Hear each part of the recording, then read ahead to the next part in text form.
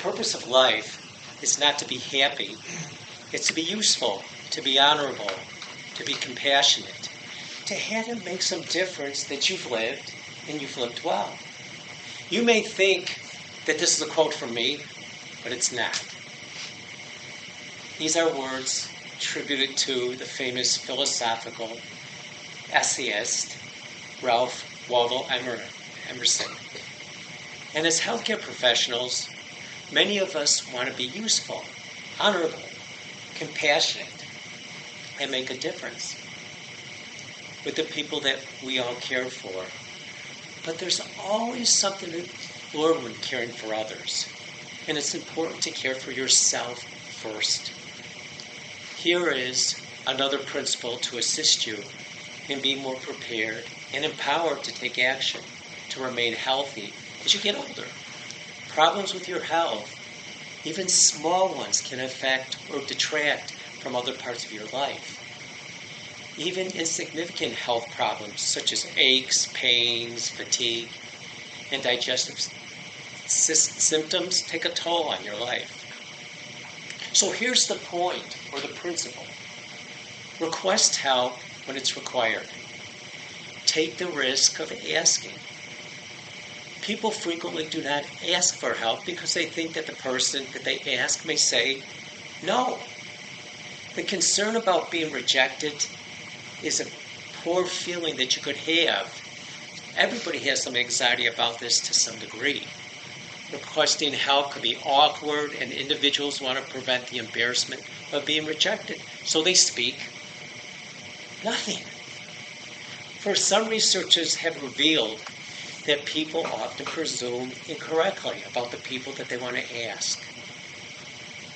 Commonly, we see ourselves as useful, and we're frequently inclined to take action when we're invited. So go ahead, ask for help, and see what happens.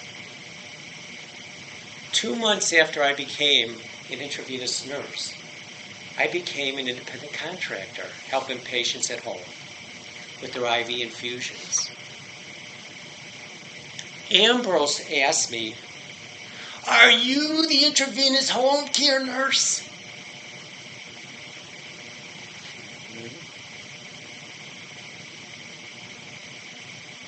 "No one else does that in the county, so you must be a medical expert.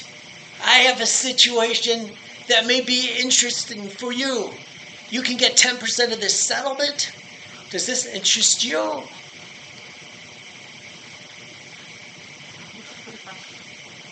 "What are you talking about?"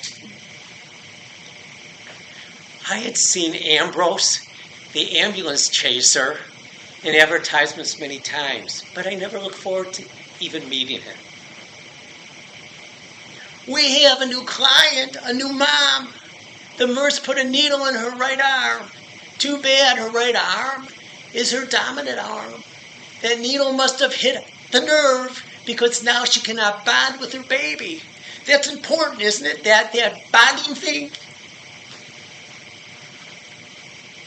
"Well, Ambrose, it's really not that important. Bonding is what a baby and a parent do to get strong connection, emotionally, physically. It helps to release hormones and chemicals in the brain and encourage rapid brain growth, and promotes the development of connection between brain cells that are critical for learning. It also helps the growth of the baby and the positive sensing of who they are and how they feel upset. But besides that, it's not important." Noah, a nurse in labor and delivery, was involved in that lawsuit where her patient's right arm became numb after Noah placed an IV in it, and the patient could not bond with her baby. Now, if you were Noah and you got a lawsuit, how would you feel?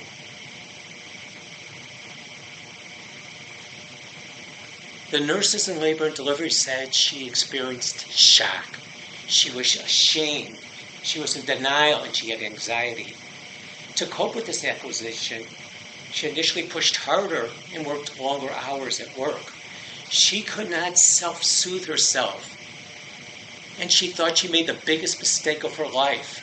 she couldn't encourage herself to pursuing personal interests or hobbies to keep her professional and personal life in balance, and she preferred to be now alone.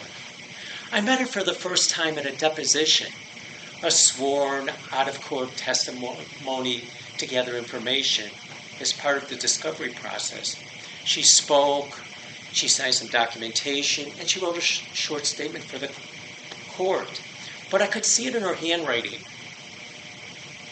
You may be thinking, spotted what in her handwriting?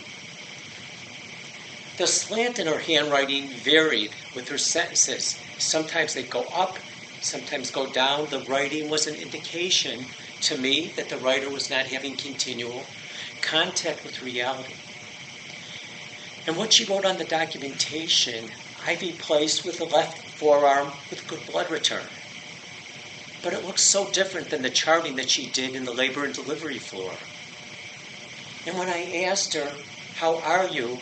the signs came out even more evident. I feel trapped, hopeless. I wish I were dead. I want to be just left alone. Wanted to be left alone? I wish I were dead? Withdrawing from social contact? Feeling trapped? Feeling hopeless about a situation?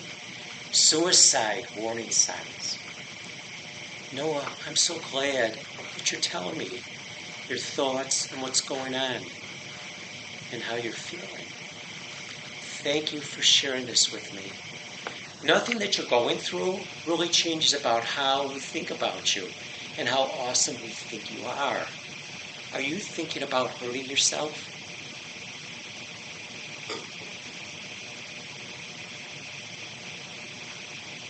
Sometimes making that first moment of contact for someone to help you can be the hardest.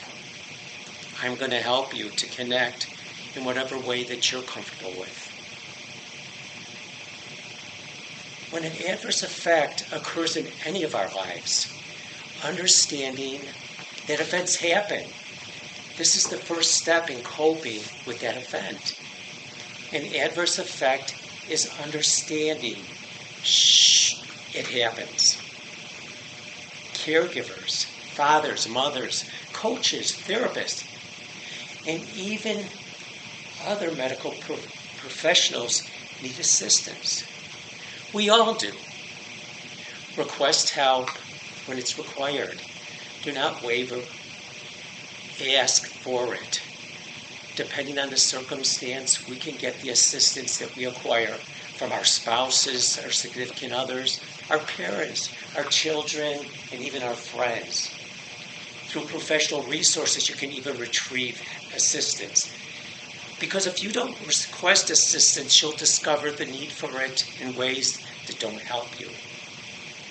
Speaking from my practice, either your dislike-o-meter will spike, or you'll discover your self-care and resentment and your help hurtful to other people in unexpected moments. It will often be individuals that you care about the most. And there's always something to learn if you turn out that you're by yourself. And if you want to disarm these feelings, adopt a curious mindset. It may help you.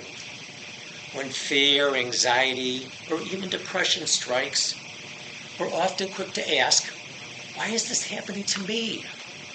Your mind latches onto this why question because you believe that uncovering the answer will fix it, will fix everything. But in reality, this mindset can keep you feeling helpless and stuck. And to climb out of this rabbit hole, try to enter the free zone, freeing yourself. One grounding exercise is to sit down, look at your feet, and just ask, which one of my feet is warmer than the other? This question helps spark curiosity, and it opens your mind to possibilities, allowing you to see situations in a different way. When you're being thrown by a loop, replacing why is this happening to what is happening can pull you out of this, which is the why zone. Mental health exercises can help you to better manage your thoughts, and your upset feelings. These workouts may also help you to think about your discomfort in a different way. Symptoms like anxiety, depression are your body's alarm systems, but trying to understand them, you can uncover the root cause of the suffering. And don't forget that flip side. Make yourself available to others who need help. What's essential to keep your emotions stable? Remember, practicing self-care does not mean being self-centered. One of the best ways to lift your mood is to encourage, support, and love others. Request help when it's required.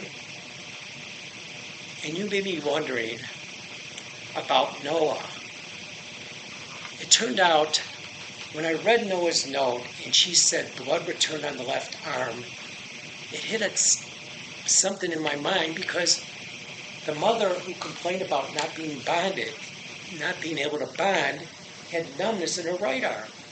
And what it was discovered is this mother actually had an injury from years and years ago. Because of Noah's great charting that said that the ivy was in her left arm, they discovered that the mother was never injured in the hospital. Noah went on to have a normal, healthy life, and her feelings of depression dissipated. So sometimes you have to take a moment and look a little bit deeper for the answer. Because when you look deeper for an answer, you'll find out there's always something to learn.